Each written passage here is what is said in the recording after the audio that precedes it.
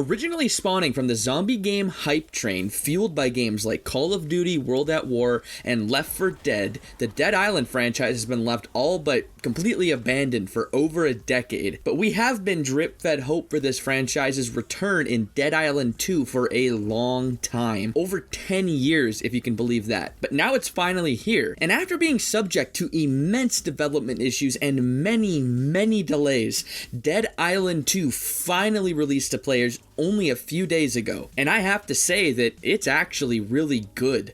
To the surprise of many, myself included, this game is not a bug-filled lag fest like you might predict for a game that has had so many issues like this one has had during its development cycle. This is a game that just has a ton of zombie killing fun to offer players, and it begs the question, should you buy it? The answer is maybe. So let's take some time to figure that out. What's going on, brothers and sisters? It's your boy GL Jake, and I'm back to review Dead Island 2. And yeah, this is a game about a zombie outbreak that's currently affecting California. You play as one of 6 badass protagonists that just kills the zombies. It's exactly what you'd expect, so it's not really anything to write home about. But there's nothing wrong with that. The story is here to serve you a meal of gore and violence without distraction, and it does that perfectly. You'll meet some interesting characters and perform some interesting tasks for those characters as you go along. You'll interact with different burgeoning factions of survivors around Los Angeles, where the game takes place, learning a little bit about each one as you go along. I really liked the way that this game explores what quarantine procedures might look like in a zombie outbreak via military checkpoints and some other details that I don't really want to spoil for you. The side quests that the game features are really good, and I didn't find them to get repetitive like I do in so many other games, so I thought that was actually really impressive. And you'll get to dive a little bit deeper into some of the reasons that are behind this apocalypse. Again, I'm not going to spoil anything, but it's really cool. You get to see a lot of really cool stuff that I really enjoyed. I found it to be really fun and really interesting. But really, of the major components of this game, you're probably not here for the story. I know I wasn't. It serves its purpose, it gets you from point A to point B, but it doesn't do anything more than that. For room reservations, press 1. Wedding planning services, press 2. Other event bookings, press... So visually, this game is on par with what you'd expect from basically any game that's releasing at the forefront of the industry in 2023. Of course, they're very impressive. The world has that kind of perfect Southern California sunshine glow to it. Everything just looks so good. Venice Beach is locked down by the military by the water, but the shops are free to peruse and explore. Santa Monica Pier looks wonderful, especially at night. To me, this is one of the best recreations of a real location we've ever seen in a video game. There are so many remarkable and interesting details to take note of. I just think it's so impressive. It's such a great game world, and I'll talk more about that later. This game looks about as good as you'd expect from just about any game studio. Most surprising to me is the quality of the facial animations. They're not perfect by any means. They never are in any game, but they're just about as good, if not better, than I would expect from any other AAA game these days, which is really awesome. It helps bring the personalities of all these interesting characters that you're going to meet home. All the blood and gore looks awesome too, as you already know, and to me, all of this is just really incredible. This game entered development before the Xbox One came out. Like, think about what games looked like back then. I would not have guessed that this game would look this good if you had asked me when it was announced in like 2014. Of course, they're meeting the standard of the industry, and that, I guess, should be the expectation, but I don't know, just given the history of this game and how long it took them to make it and all the issues that it had, I think it's kind of a miracle that it turned out looking this good and without the bugs and glitches that you would expect from a game that went through all of that. Arguably done even better than the visuals, the sound design is absolutely killer in this game. It's especially noticeable in combat. Each weapon swings with its own unique feel, and when a hit registers, you get this really satisfying feedback in the form of these major thwacks or thrashes, depending on what weapon you're using. Even beating a zombie with a pool cue feels awesome, even if it really isn't doing that much damage.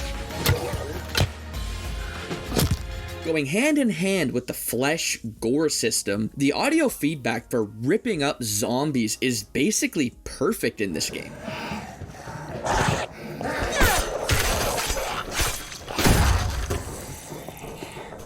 The only very slight blemish that I can think of is the way that the guns sound. And the guns in general are a problem, and I'll talk more about that later, but The sound is acceptable, but it's not really remarkable. You know, the guns sound like just what you would expect, basically. There's nothing to write home about there.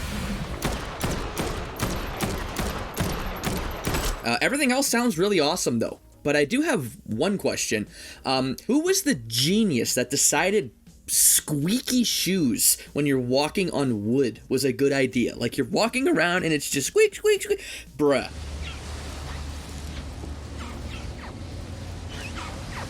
Who thought of that?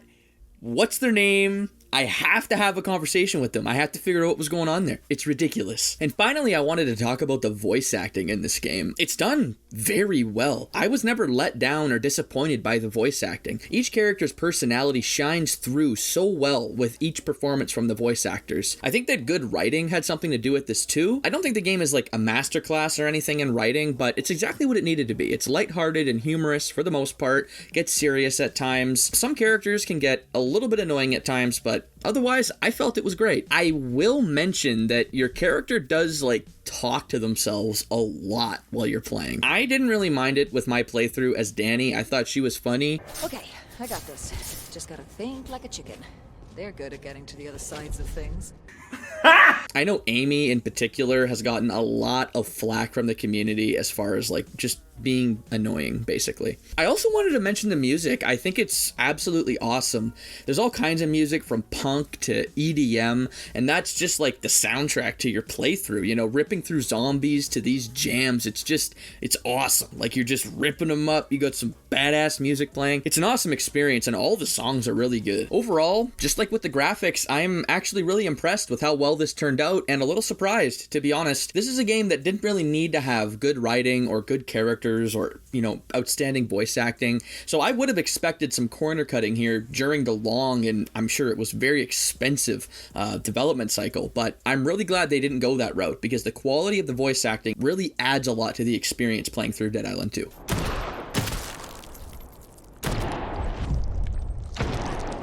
Probably the most hyped aspect of this game was the Gore system that they developed for it, that they nicknamed Flesh. And this is for good reason. This system is unreal. Each slash with a sword rips zombies apart with accuracy. It's not like most games where a sideways swing just like cuts someone in half with no problem and we just kind of shrug and say, yeah, that's pretty cool. You gotta put in work to give zombies in this game. I'm talking ripping through their flesh, hacking away to cut them in half. It's wild. It's all accurate to where you actually aim. So if you want to like specifically gore a zombie on the lower right side of their back, you can do that. You just gotta aim there. If you want to see the back side of their brain, just hit them in the back of the head with a hammer, their skull will split open and there's their brain. It's cool. I haven't seen anything like this before. And this system is definitely going to be the claim to fame for the development team behind this game. It just makes the combat feel so visceral and impactful. The way that you can like visually see the difference in impact. You know, a swing from a sledgehammer has on a zombie compared to a golf club or a machete. It's just immaculate. I love it. The system works exactly as advertised, to the surprise of me and everybody else, and we should be applauding the efforts of the folks behind this stuff. This was like a sales pitch, and usually a sales pitch for a game basically means they're lying, usually. But not here. It's exactly what they promised, and I'm super excited about it. So speaking of shredding zombies, how is the combat actually? One of the biggest complaints about the first Dead Island was that the combat was like slow and monotonous, and I actually agree with the sentiment. It's frustratingly boring in the first game. And watching the gameplay reveal and all of the stuff that came out about this game before it came out, I found myself feeling pretty concerned that this would be the case again in Dead Island 2. But I'm happy to report that I actually really loved the combat in this game. I did not find it to be repetitive like I did in the first game. The Gore system, like I said, is a huge contributing factor to this, okay? I never got tired of it.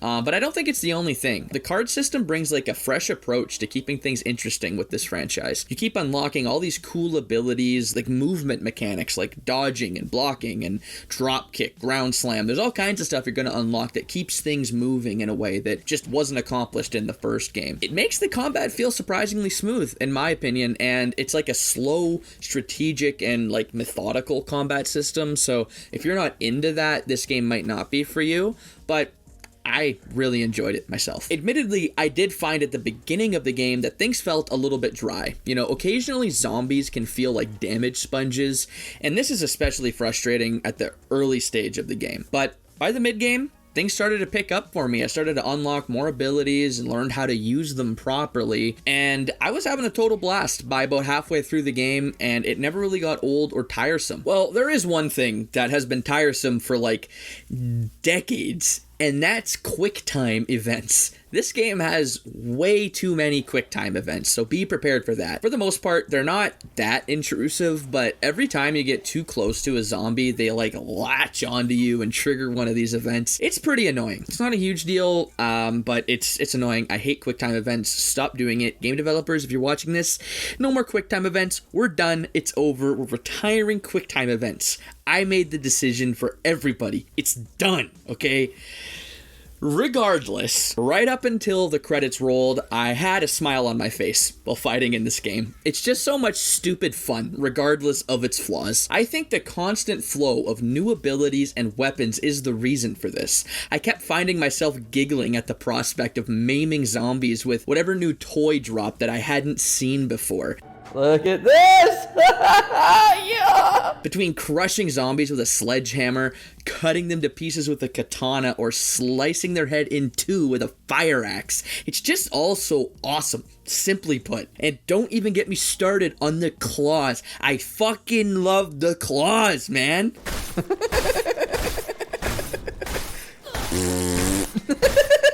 Yeah!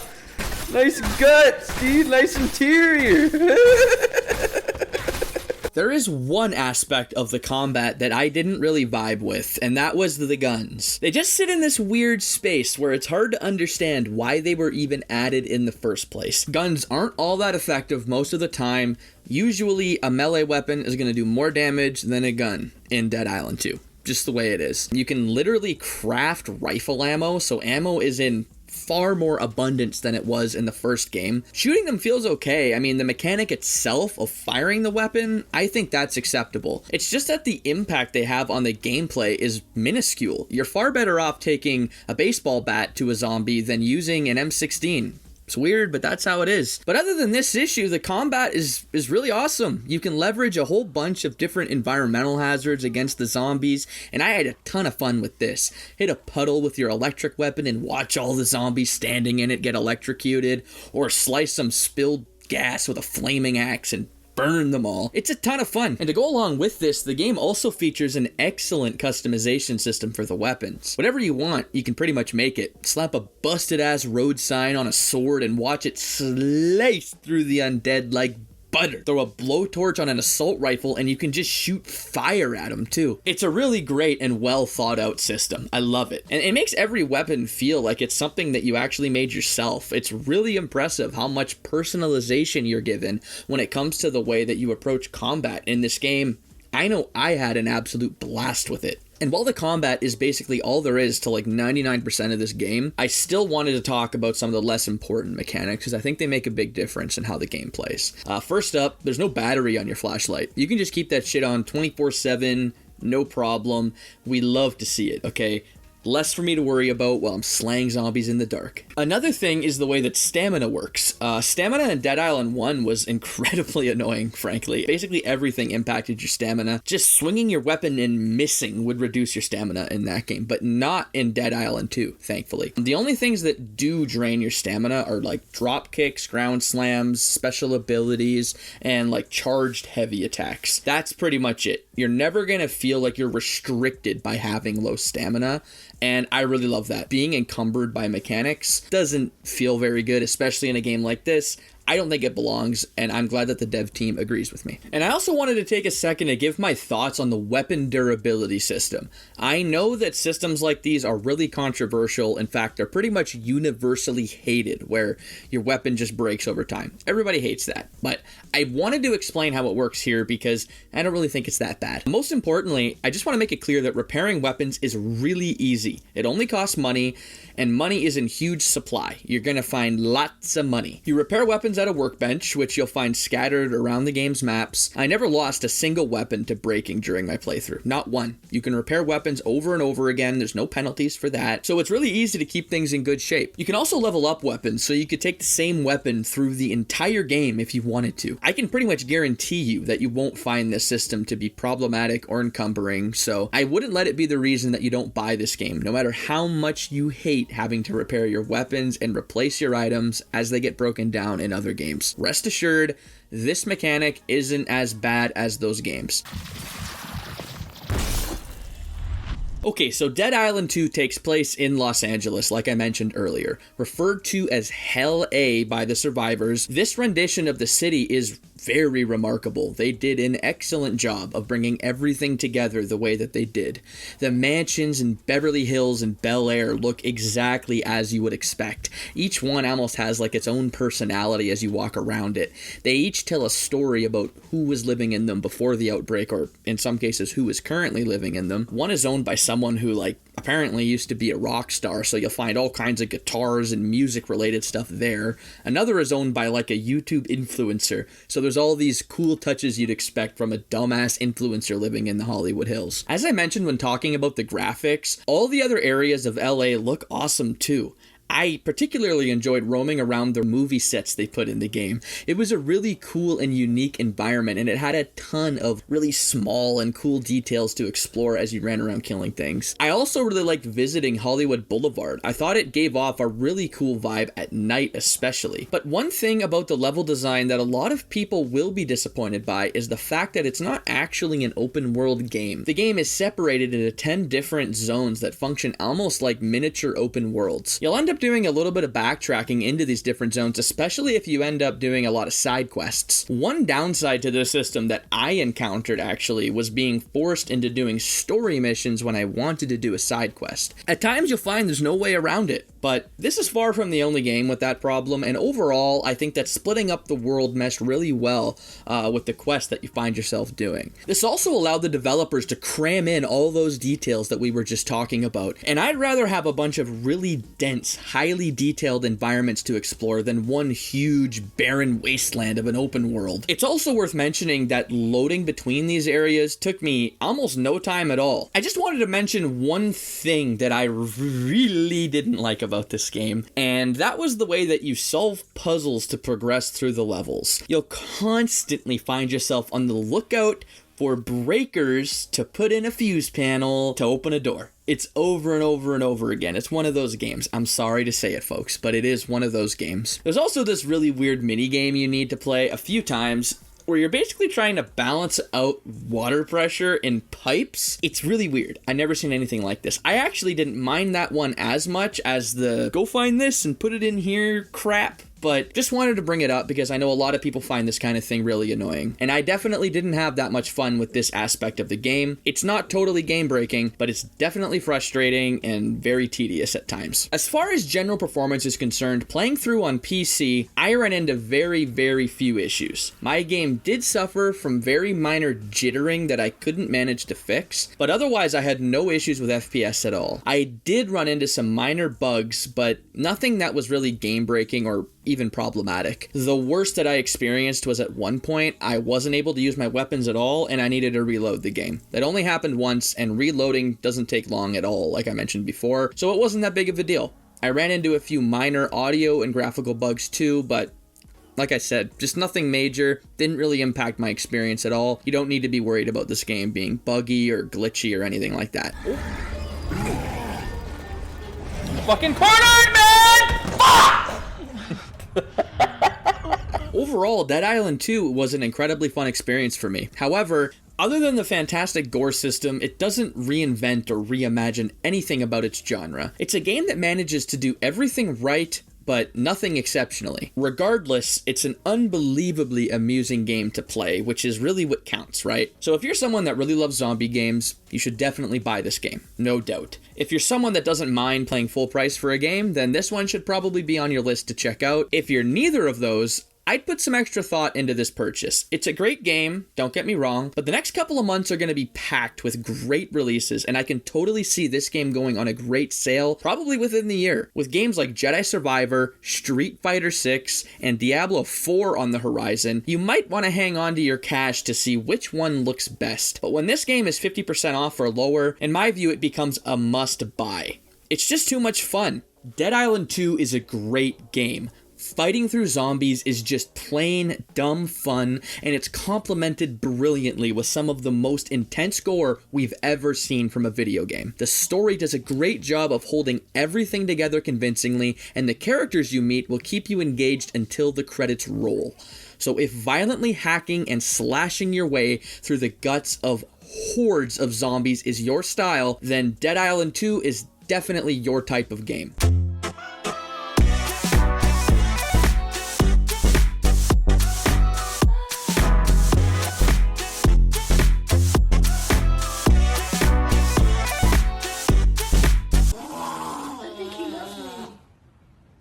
Yeah, I got you.